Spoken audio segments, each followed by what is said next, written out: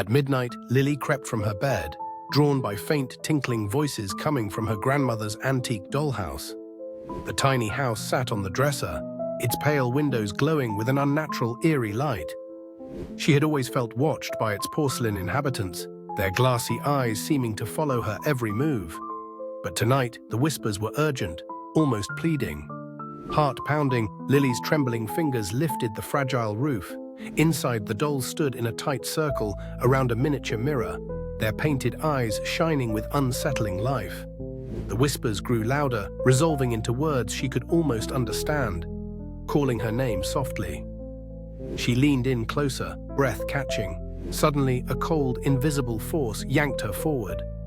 Her vision blurred as she felt herself shrinking, her limbs stiffening like brittle porcelain. She tried to scream, but only a faint, high-pitched squeak escaped her lips.